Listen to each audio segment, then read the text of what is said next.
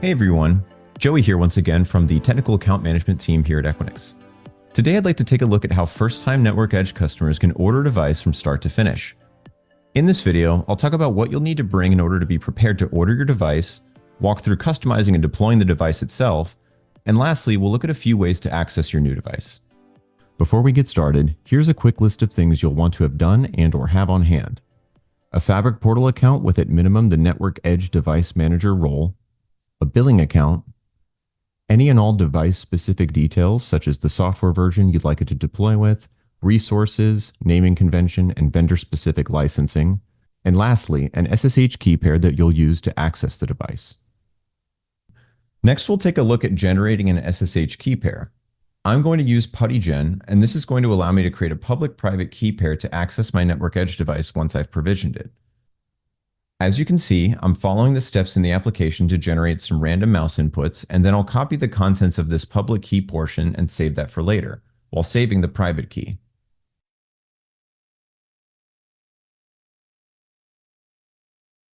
Let's head over to the portal to order our first Network Edge device. I'm going to deploy a single Cisco 8K router today. I'll select Single Device, and then select the region and location I want to deploy my device in, followed by my billing account from the drop-down below.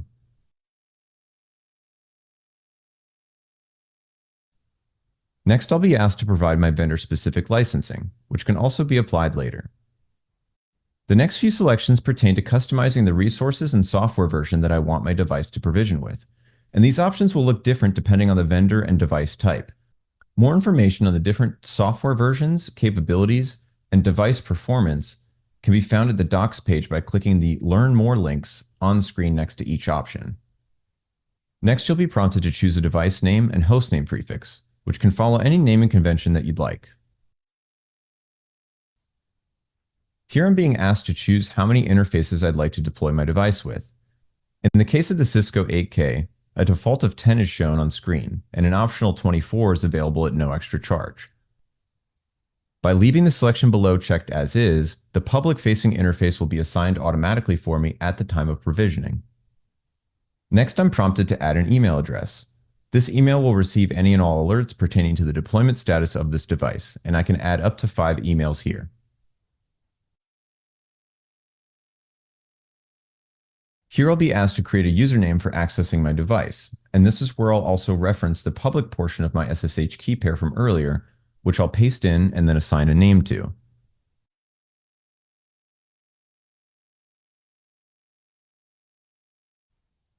Here I'm asked if I'd like to make my Network Edge device redundant to another device that I already have.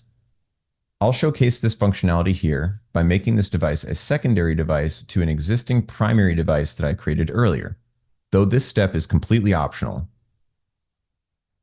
Next, I'll create an access control list, which allows me to whitelist IPs I want to be able to access this device once I provision it. Note that both the access control list and SSH key I'll create during this device provisioning process can both be reused for future devices.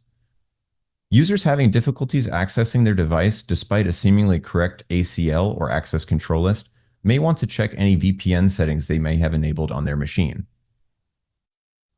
Lastly, I'll see an option for adding additional bandwidth to the public-facing interface. The public interface comes with a default 15 meg of bandwidth, which should be sufficient for device configuration in most cases.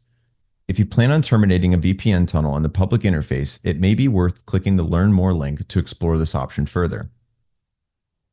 When satisfied that everything looks correct, all that's left to do is review and submit our device for provisioning.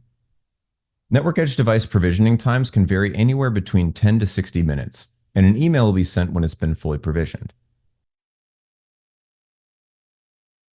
Now that our device is fully provisioned, I'm back in the portal, and I'll navigate to my device inventory, and then to the device we just created.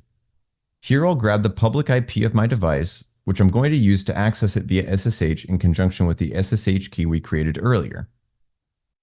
Here in PuTTY, I'm inputting the public IP of my Network Edge device that I grabbed from the device details section in the Fabric portal. Then, under Connection, SSH, and Auth, I'll navigate to Credentials and point to the location of that private key I saved earlier. Optionally, I'm going to give this session a name and save it, which will allow me to open an SSH session with my device without having to repeat those first 2 steps every time. As you can see, once I open a session with the device, I'm prompted to input the password I defined earlier when creating my SSH key in PuTTY Keygen. Within the portal, I can use this system-generated password alongside a browser-based console tool, which can come in handy if you need to recover access to your device.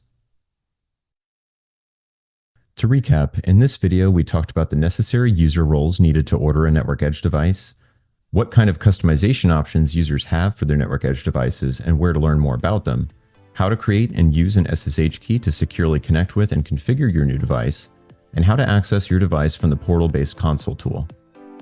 As always, thank you so much for watching, and I'll see you in the next video.